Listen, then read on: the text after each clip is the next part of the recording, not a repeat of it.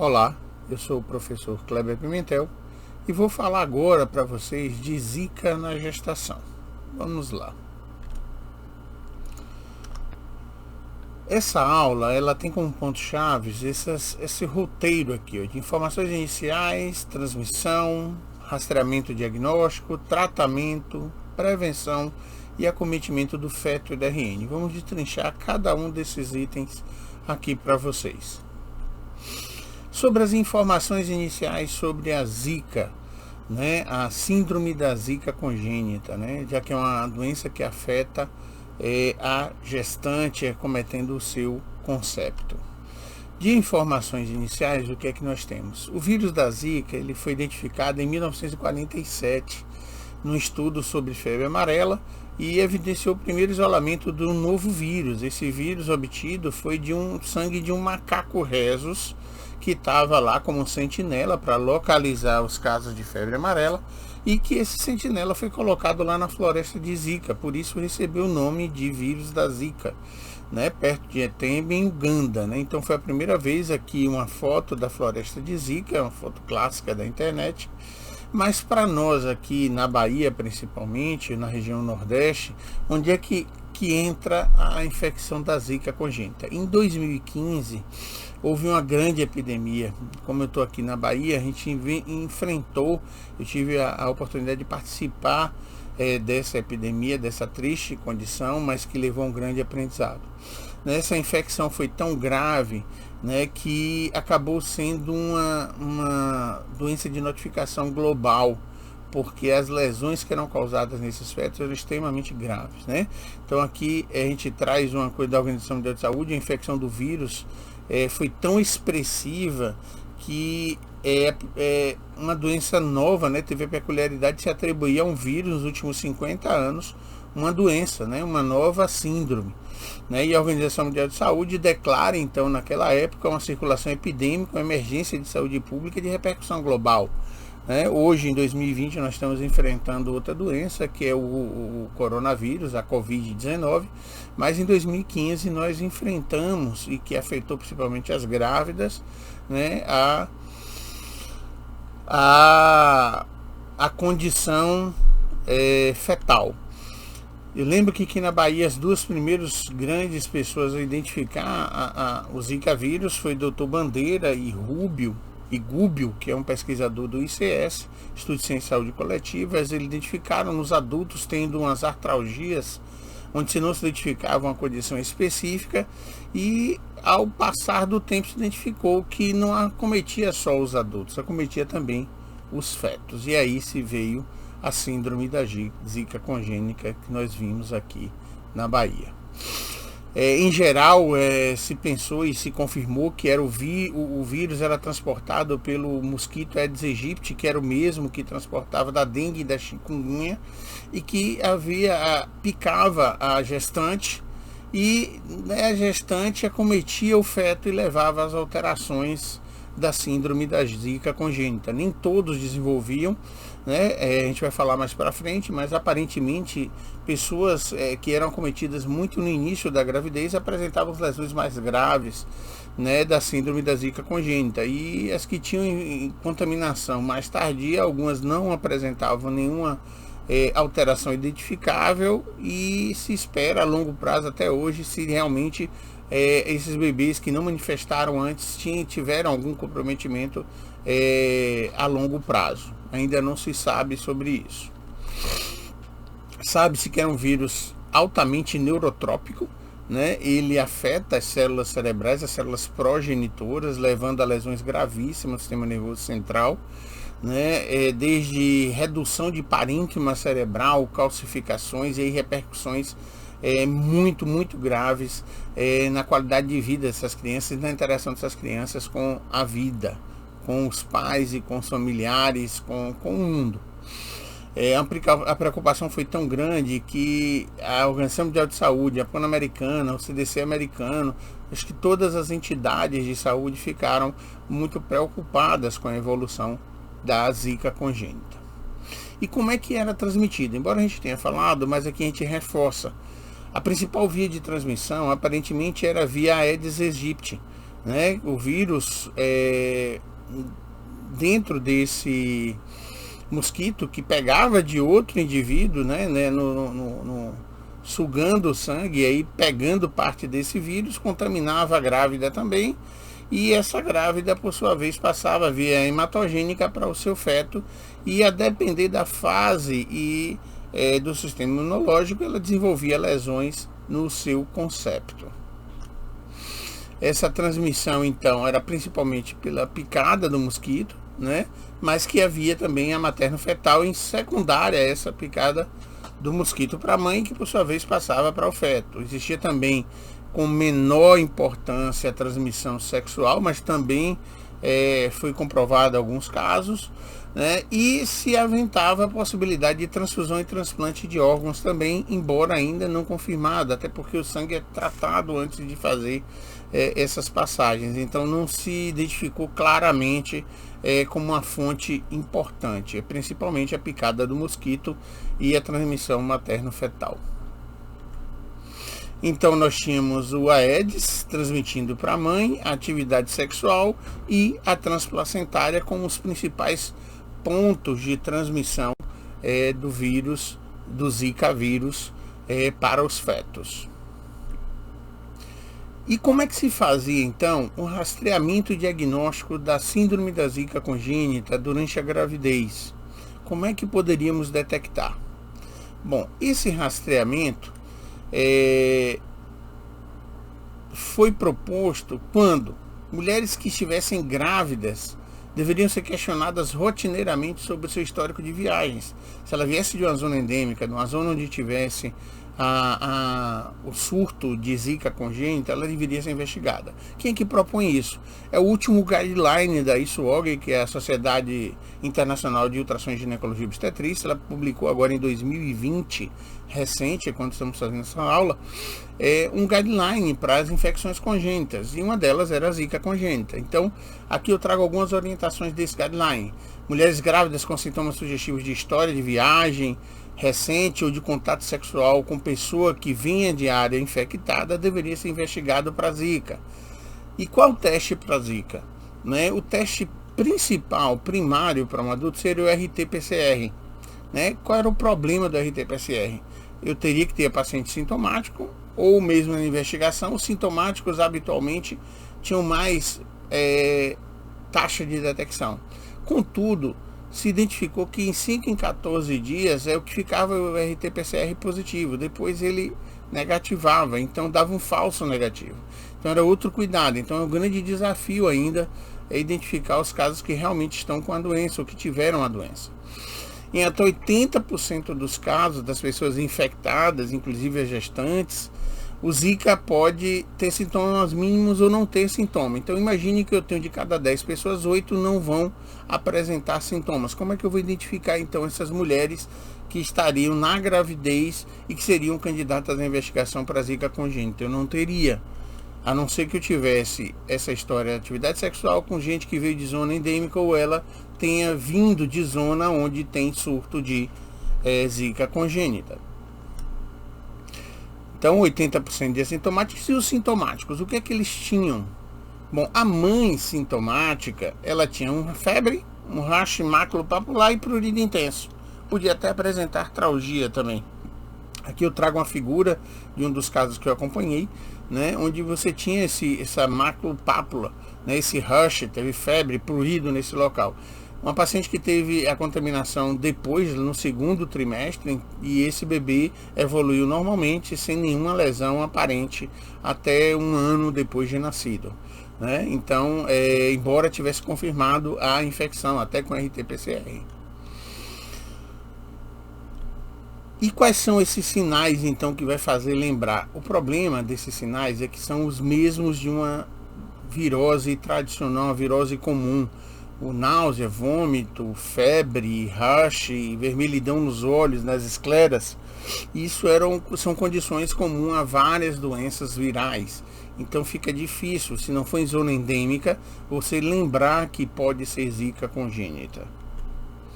Então, quais são as orientações gerais se tem esses sintomas, ou se teve sintomas, zona endêmica, ou veio de área onde o parceiro ou a própria mãe tenha vindo de zona endêmica. O que é que se faz? Tem febre baixa, conjuntivite, dores musculares, articulares, eu vou investigar. Se tiver com atividade, RT-PCR. O exame de ultrassom vai ser indicado para todas as grávidas, porque precisa avaliar a evolução. Houve lesão fetal, principalmente sistema nervoso central. E, idealmente, sejam encaminhadas para unidades com medicina fetal, com especialização em avaliação da morfologia fetal. E se na primeira avaliação estiver tudo normal, avaliações subsequentes é prudente, né? Então deveríamos fazer, pelo menos no último trimestre. Fetos de mães com erupção cutânea no terceiro trimestre, mesmo que a chance seja menor de se ter uma lesão, faz necessária a investigação e pensar na possibilidade. Então, esses bebês devem ser reavaliados, principalmente o sistema nervoso central, e no pós-parto essas crianças devem ser reavaliadas e pensando na síndrome da zika congênita, já que aqueles sintomas gerais são inespecíficos, não são tipificados para a síndrome da zika congênita, e sim de viroses gerais. Então, uma atenção importante é: mulheres grávidas com infecção por zika devem ser informadas do risco de lesão congênita. E outra coisa, além de você informar que tem a chance de ter, e se confirmando a zika, você não tem como dizer se vai ter uma evolução favorável ou não. Só o acompanhamento e só o segmento. E mesmo na ausência de sintomas maternos específicos da infecção, e por algum motivo você conseguiu identificar que ela está contaminada pelo Zika vírus, você não tem como avaliar claramente qual é o prognóstico, a não ser que comecem a aparecer lesões fetais, e aí se tem uma ideia da evolução desses casos, ok? E a adoção do IgG e do IgM, a gente falou que era o RT-PCR nos 5 aos 14 dias, a melhor teste para identificação. Eu devo fazer IgG e IgM a todas? Não. Se não for zona endêmica, não teria indicação. Mas se você tem a suspeita e utilizou ele, lembrar, ele pode ser usado, mas ele tem muito falso positivo, ele tem muita reação cruzada com outras viroses. Então pode ser que não seja específico, ele não é um exame muito preciso para esse rastreamento, mas serve para ficar atento e monitorizar esses bebês ultrassonograficamente. E qual é o achado no feto que realmente sugere a zika congênita? O tradicional e o mais falado é a microcefalia, principalmente aquelas microcefalias bem acentuadas, né? Contudo, não é só a microcefalia que caracteriza. Ainda tem calcificações intracranianas, principalmente na parte encefálica, e núcleos da base, periventriculares. Então toda a área do cérebro pode ser afetada, pode ter inflamações no cerebelo, destruição de tecido. Tudo isso já foi descrito em achado de fetos que tiveram infecção por Zika vírus. Embora a microcefalia claramente é o principal fator, foi o que chamou a atenção para a infecção. Então a microcefalia vai ser diagnosticada como? Ela é diagnosticada quando se tem mais de 2 desvios padrão abaixo da média da circunferência craniana. Então a medida da circunferência ultrassonográfica abaixo do desvio padrão você suspeita. Toda vez que ela for mais do que 3 desvios padrão, 4, 5 até, a chance de ter uma normalidade é muito maior. Então há uma tendência que acima de 3 você tem uma forte evidência de que lesões cerebrais gravíssimas estarão presentes. A circunferência craniana deve-se ter o cuidado de não adotar para datar a idade gestacional em mulheres que foram afetadas pela zika, já que reduz e aí você vai subestimar a idade gestacional e pode subestimar também o peso, então tem que estar atento a isso aí. A exposição materna determina uma avaliação contínua, né, principalmente nas anormalidades cerebrais, e avaliação da biometria fetal ao longo da gravidez, já que a restrição de crescimento vai ser uma condição que pode estar associada não só por ser uma virose, mas porque com a redução do perímetro cefálico você já hipoestima ou subestima o tamanho do feto, o peso, na verdade. E qualquer gravidez com sintomas de síndrome de zika congênita deve ser tratado sempre. Outro alerta de novo, Centro de Medicina Fetal. O porquê? eu preciso de alguém com habilidade e treinamento específico para identificar as lesões cerebrais e aí traçar prognóstico, né? Traçar ideias do que pode vir a acontecer e preparar o casal para esse bebê que está vindo, né? E se houver dúvidas no ultrassom ou a avaliação não for adequada, até porque a calcificação do crânio ao longo da gravidez e o estreitamento das fontanelas que permitia que o ultrassom conseguisse enxergar dentro do cérebro pode ficar dificultado, e aí eu posso lançar mão da ressonância magnética quando tiver disponível. Auxilia lá para as 30, 32 semanas, onde a ressonância tem uma aplicabilidade até melhor. A amniocentese vale a pena fazer para identificar a infecção? Isso é um questionamento. Só que, decidindo-se fazer a amniocentese para a confirmação de zika congênita, né, a amniocentese é colher um líquido amniótico, né, através de uma agulha de 11 a 15 centímetros, de 22 gauge, introduzida dentro da cavidade amniótica, através do abdômen, e aspira líquido e manda para fazer o PCR, o RT-PCR. Um outro problema nem sempre dá positivo, pode dar falso negativo também, e nunca fazer antes de 20 semanas, porque antes de 20 não tem ainda vírus circulante suficiente para ser detectado ou partícula viral. Então, na ultrassonografia, eu trago aqui um protocolo que foi desenvolvido com a equipe lá de Pernambuco, capitaneada por Dr. Pedro Pires, né, um fetólogo também, e eles lá estabeleceram que é uma forma de detectar a microcefalia na época, lá que foi o centro, o epicentro da epidemia, né? Ele tinha um cuidado da datação correta, identificado ou o primeiro trimestre, né? Já que no primeiro trimestre, bem iniciozinho, né? 8, 10 semanas, não haveria destruição ainda do tecido cerebral ou redução do feto que causasse um erro de data. Então, ele estabelecia a idade estacional por essa fase. Então ele definiria microcefalia quando? Abaixo de 2 desvios padrão, e microcefalia acentuada acima de 3 desvios padrão, maior ou igual. Então esses que tinham lesões muito maiores, acima de 3 desvios padrão, acabavam por ter lesões mais graves, né? E aí achavam os outros achados em membros intracerebrais. Então esse era o protocolo deles lá. Eles faziam ainda outras relações de crânio com abdômen, crânio com fêmur, para mostrar essas alterações. Mas basicamente é isso aqui que se traz para se definir a microcefalia pelo SWOG, é o que tradicionalmente todos têm feito. Eu suspeito da microcefalia claramente quando eu tenho uma circunferência abaixo de 2 desvios padrão. Então tem a medida do crânio do bebê lá pela ultrassonografia, ó. Ele faz a medida da circunferência craniana, e a partir dessa medida da circunferência craniana, ele olha na tabela e vê, está abaixo de 2 desvios padrão, olha, está pequeno. Ah, não, está abaixo de 3 desvios padrão, está abaixo de 4 desvios padrão. Então eu tenho certeza de uma microcefalia, e se for abaixo de 3, maior que 3 esse desvio, eu posso dizer que é uma microcefalia acentuada e com maior risco de anormalidades cerebrais, fato. Então fica fácil dar esse diagnóstico quando é acima de 3 desvios padrão. Bom, além da microcefalia, a gente identificava outras lesões. Eu fiz parte de um trabalho junto que foi capitaneado pelo professor Manuel Sarno, né? Tivemos a nossa equipe aqui, e foi publicada essas lesões no ano de 2017, onde as lesões que apresentavam da seguinte forma: tinham lesões de calcificações cerebrais em vários níveis, ou periventriculares também, né? Áreas de fossa posterior simulando megacisterna, na verdade eram destruições e redução do tamanho do cerebelo, destruições tipo Dandy Walker, onde não se tinha verme cerebelar, processos inflamatórios cerebelares, a cerebelite, a ventriculomegalia, que era bem característica na época, o que era um paradoxo. Você tinha uma cabeça pequena e tinha uma ventriculomegalia. Se raciocina quando você tem ventriculomegalia, que teoricamente a cabeça seria maior, mas era uma ventriculia chamada ventriculomegalia ex vacuum, porque havia uma redução do parênquima cerebral. E essa redução sobrava mais espaço para o ventrículo.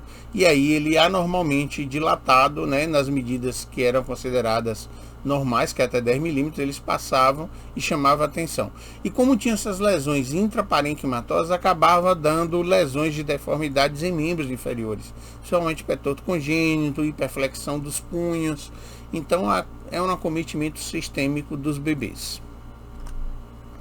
Nesse nosso trabalho, identificamos, além da microcefalia, as principais alterações era a ventriculomegalia, fato, e a ventriculomegalia progressiva, além de calcificações periventriculares e nos gânglios da base, que controlam várias funções do corpo, né? Além da restrição do crescimento fetal. Então, ventriculomegalia progressiva, calcificações intracranianas, cerebrais e gânglios da base principalmente, e restrição do crescimento fetal eram as alterações bem visibilizadas e que estavam bem frequentes nesses fetos acometidos por Zika vírus. Aqui eu trago para vocês imagens de transfontanela que eu fiz nesses fetos com Zika vírus. Aqui eu trago duas, o parênquima extremamente reduzido, com redução de giros e sulcos, né, e uma ventriculomegalia ex-var com achatamento do crânio. Aqui a gente mostra aquelas calcificações de gânglios da base, ó, bem calcificações, isso aqui de um lado e do outro, algumas vezes até simétrica mesmo, espalhadas por todo o crânio, grandes áreas de calcificações, ou seja, destruição cerebral importante, além do afinamento claro do parênquima. Aqui eu trago para vocês também imagens de ressonância magnética e tomografia mostrando o achatamento, a descida do crânio. Essa visão mais panorâmica nos dá a ideia de quão grave era a destruição da massa encefálica. Imagine que é quase um achatamento, né? Uma modificação do formato do crânio e o excesso de pele que sobrava porque eu não tinha parênquima para expandir o crânio e aí moldar mais adequadamente os ossos. Havia uma tendência inclusive de um fechamento dessas fontanelas, exatamente por não ter uma expansão de dentro para fora, para manter essas fontanelas abertas. E tem tratamento na mulher grávida com Zika, infectada pela Zika na gravidez? Será que temos uma vacina ou uma medicação para inibir esse vírus? Infelizmente não, pessoal. Até o momento não se tem vacina, não se tem antirretroviral, nada por enquanto, até o momento na literatura, consegue tratar as mulheres infectadas, grávidas infectadas pelo Zika vírus. E aí, quais as orientações que a gente tem traçadas pelo guideline da ISUOG? As afetadas por Zika vírus, elas devem ser acompanhadas, como a gente havia dito, em centro de medicina fetal para identificar o grau dessas lesões. Em países onde se tem a opção de interrupção, pode ser discutida com o casal, não é o caso do nosso Brasil, já que a doença não entra no rol das doenças incompatíveis com a vida extrauterina. Esses bebês sobrevivem, embora pode haver morte intraútero também. Os médicos devem reconhecer as limitações do conhecimento existente sobre prognóstico do sistema nervoso central. A gente não tem como prever o que é que vai acontecer. Óbvio que aqueles casos muito graves, as lesões serão graves também, né? Microcefalias abaixo de 4 desvios padrões, ou abaixo de 3 desvios padrões, e com calcificações, obviamente, vão ter lesões graves, mas não podemos definir nem aquelas que não têm nenhuma evidência ultrassonográfica ou de ressonância ou de tomografia. Eu posso definir prognóstico. Temos que nos limitar a avaliar e prognósticos mais palpáveis, só quando nascer realmente, para definir esse prognóstico. E após uma avaliação de imagem dos achados, o risco de desenvolver é aparentemente baixo quando eu não encontro nada, mas eu também não posso definir que não vai ter nada. Não dá, infelizmente não dá para dar uma tranquilizada no casal. O que eu posso dizer é que provavelmente, se eu não encontrei nada, não tem microcefalia, não tem calcificação, não tem ventriculomegalia, não tem alterações de fossa posterior, os membros estão de boa movimentação, não há defeitos fetais morfológicos, eu posso dizer que possivelmente o risco de algum acometimento pela Zika vírus é extremamente baixo. Mulheres que continuam a gravidez com a suspeita de Zika, elas devem ser orientadas que vai necessitar de uma avaliação multidisciplinar, principalmente aquelas com lesões já detectáveis, né? E que após o nascimento, o acompanhamento deve ser por pelo menos 12 meses. Isso é o recomendado, né? Acompanhar por pelo menos 12 meses essas pessoas. E prevenção. Tem como prevenir a doença, já que eu não tenho um tratamento específico? Sim, eu tenho como prevenir essa doença. Como? A melhor ação de prevenção é fazendo uso de repelentes. Então, se eu estou, principalmente se estiver em zona endêmica, engravidou, usar repelente para não ser picado pelo Aedes aegypti, né? Constantemente ter o cuidado. E uso de preservativo com um companheiro, pelo risco dele ter sido afetado pelo Zika vírus e transmitir para você, já que existe uma possibilidade aventada na literatura. Então, basicamente, são esses dois itens: evitar viajar para zonas endêmicas, então é outro ponto a se evitar, né? Então, mas o principal acaba sendo repelente. E quais as consequências? Eu não consegui prevenir, não tenho um tratamento. Eu sei o diagnóstico, que é por circunferência craniana, lesões cerebrais, e agora eu não sei o que pode acontecer com o feto.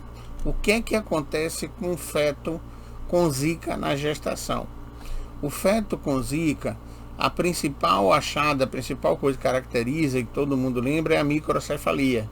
Mas além da microcefalia, eu posso ter problemas oculares, eu posso ter deformidade nos ossos, lesões intracerebrais bem graves, convulsões, extensão dos membros, espasticidade, tanto que as crianças nascidas com Zika vírus têm um tônus muscular extremamente exacerbado, possivelmente envolvendo aquelas calcificações de tálamo que controlam, né? Através dos tálamos nós controlamos a intensidade dos nossos movimentos. E os tálamos lesionados com calcificações possivelmente levem a espasticidade, aquele exagero no tônus muscular, né? Então essas crianças apresentam tônus, aí acham até que está com desenvolvimento acelerado, mas na verdade é espasticidade, pé torto congênito, dificuldade de mobilização, sustentação.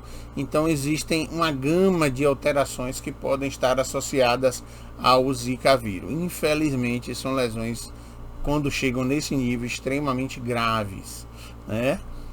Então é isso, pessoal. A gente passou por todos os caminhos aí da evolução da Zika congênita, e aqui eu não deixo de chamar a atenção para vocês. Estudem sempre 20 minutinhos todos os dias, obviamente se puder mais, melhor ainda, mas que o hábito de estudar todos os dias melhora a nossa formação. Acumule conhecimento, não acumule ignorância. Então até a próxima aula, pessoal.